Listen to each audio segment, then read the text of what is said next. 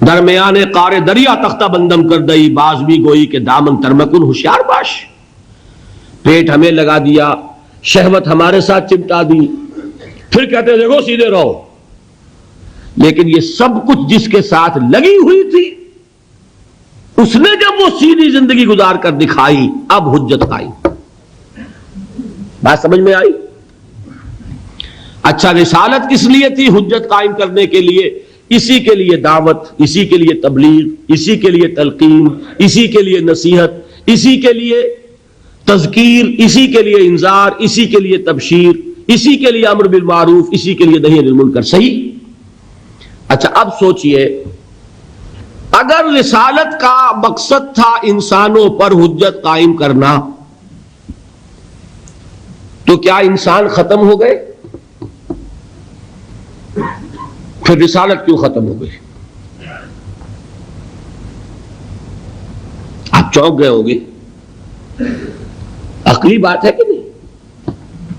اور آپ سن لیجئے، یہی جگہ ہے جہاں سے دھوکہ کھایا اور دھوکہ دیا غلام احمد قادیانی نے. بات اتنی وزنی تھی کہ بڑے بڑوں نے مان لی. چودھری ظفر اللہ کوئی عام آدمی تھا؟ کتنی اونچی پوزیشن تک پہنچا؟ کوئی بڑا ہی مغالطہ ہوگا نا جو کھایا. سمجھ رہے بات میری؟ ڈاکٹر عبدالسلام کوئی کودن ہے، ان پڑھ ہے، چھوٹی ٹھوکر نہیں لگ سکتی، کوئی بہت بڑی ٹھوکر لگی. وہ بہت بڑی ٹھوکر یہ ہے، غلام احمد قادیانی نے جہاں سے بات شروع کی وہ یہ تھی کہ نبوت تو رحمت تھی، نبوت کا مقصد انسانوں کی ہدایت، نبوت کا مقصد انسانوں پر حجت قائم کرنا. انسان ختم نہیں ہوئے، نبوت کیسے ختم ہو جائے؟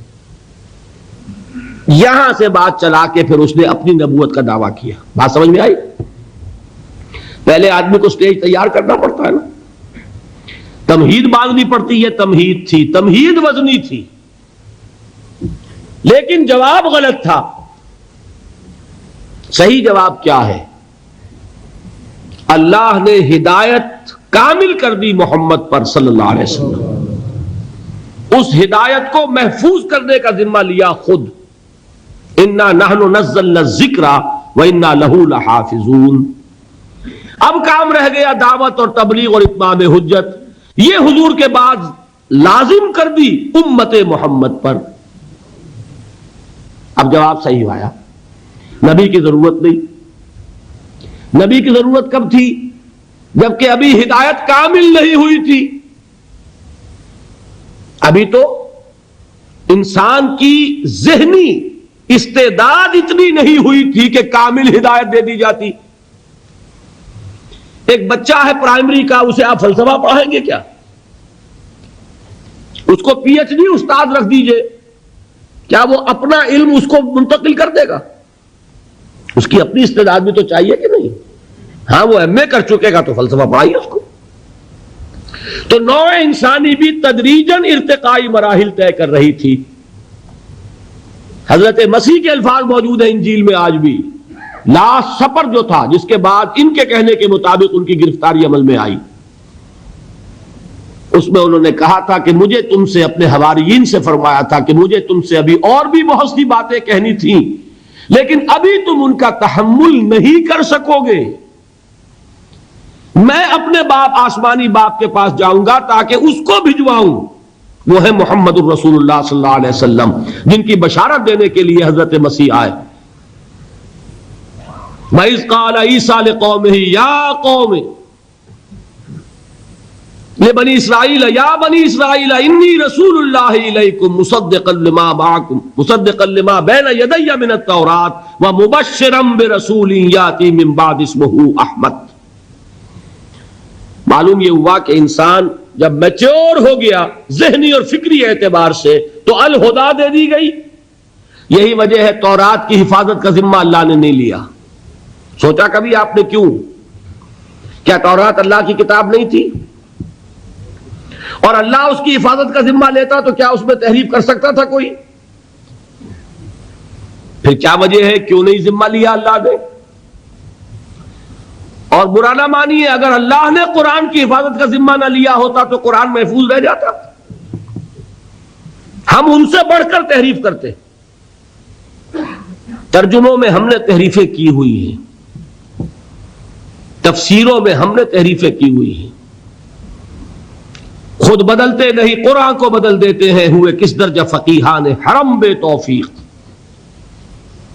اسی قرآن میں ہے ابتر کے جہاں کی تعلیم، جس نے مومن کو بنایا ماہو پروی کا امیر.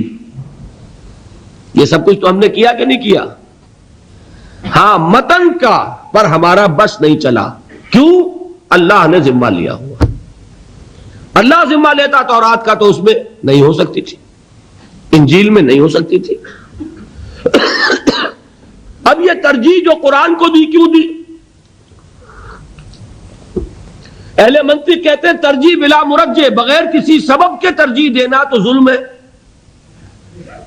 آپ دونوں کا حق برابر ہو، آپ کو ترجیح دے دی جائے، ظلم کہیں گے کہ نہیں؟ اس کو کوئی بنیاد ہونی چاہیے، مرجح ہونا چاہیے، ترجیح کے لیے کوئی سبب ہونا چاہیے تو ترجیح دی جا سکتی.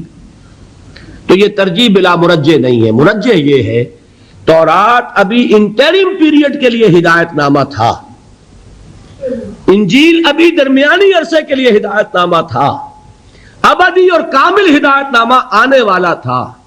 تو ان کو پریزرو کرنے کی ضرورت کیا تھی؟ ہاں، ابدی ہدایت نامہ آیا، اس کو محفوظ کر دیا. اب تا قیام قیامت اس کے اندر کوئی تحریف ممکن نہیں. اب ہدایت کامل ہو گئی، وحی کی کھڑکی بند. اب کام کیا ہے؟ اس کو پہنچانا.